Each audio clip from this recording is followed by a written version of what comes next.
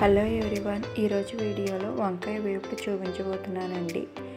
ఈ వంకాయ వేపుడు చాలా టేస్టీగా ఉంటుంది. తక్కువ ఇంగ్రీడియంట్స్తో అప్పటికప్పుడు ప్రిపేర్ చేసుకోవచ్చు.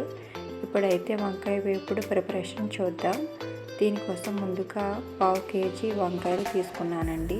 తెల్లవి తీసుకున్నా పర్వాలేదు, లేదంటే ఇలా ఈ నీలం వంకాయలు తీసుకున్నా పర్వాలేదండి. నేనైతే పెద్దవి తీసుకున్నాను, మీరు చిన్నవి తీసుకున్నా పర్వాలేదండి.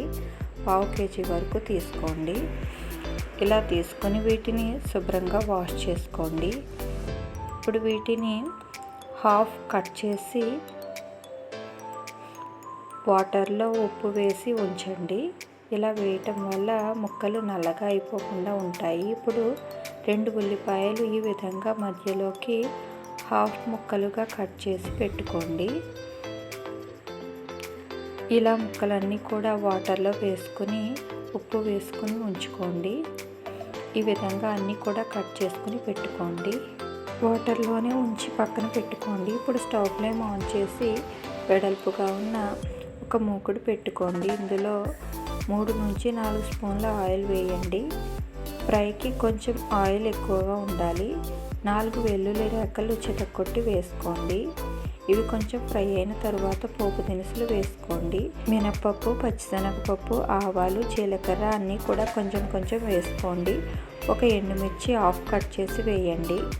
2 ఉల్లిపాయలు చిన్న ముక్కలుగా ఇలా కట్ చేసి వేసుకోండి. ఒక పచ్చిమిర్చి మధ్యలోకి కట్ చేసి వేసి ఇవి బాగా వేయించండి. ఇవి బాగా ఫ్రై చేసుకోవాలి. ఉల్లిపాయలు తొందరగా ఫ్రై అవ్వడం కోసం కొంచెం సాల్ట్ వేసుకుంటే తొందరగా ఫ్రై అవుతాయి. ఇప్పుడు కొంచెం కరివేపాకు వేసుకోండి. వేసి వీటిని బాగా వేయించండి.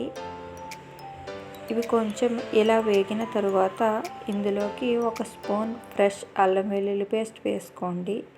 వేసి అల్లం వెల్లుల్లి పేస్ట్ పచ్చివాసన పోయేంత వరకు వేయించండి. చూసారా, ఈ విధంగా బాగా మగ్గిపోవాలి. ఇప్పుడు ఇందులో 1/2 స్పూన్ పసుపు వేయండి. వేసి బాగా వేయించండి.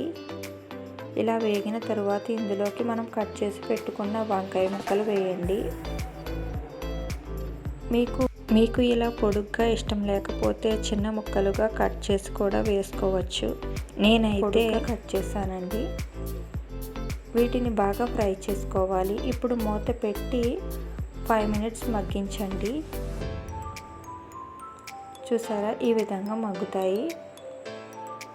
ఇప్పుడు 1 స్పూన్ ధనియాల పౌడర్, టేస్ట్కి తగినంత సాల్ట్ వేసుకోండి. 1/2 స్పూన్ కారం వేయండి. 1/2 స్పూన్ గరం మసాలా పౌడర్ వేయండి. వేసి ఇదంతా కూడా కలిసేలాగా బాగా కలుపుకోండి.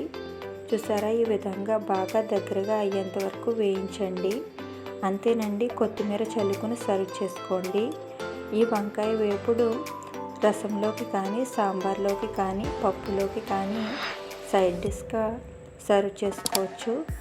చాలా టేస్టీ అయిన హోటల్ స్టైల్ వంకాయ వేపుడు రెడీ అయిపోయింది. అంతేనండి, చాలా టేస్టీగా ఉంటుంది.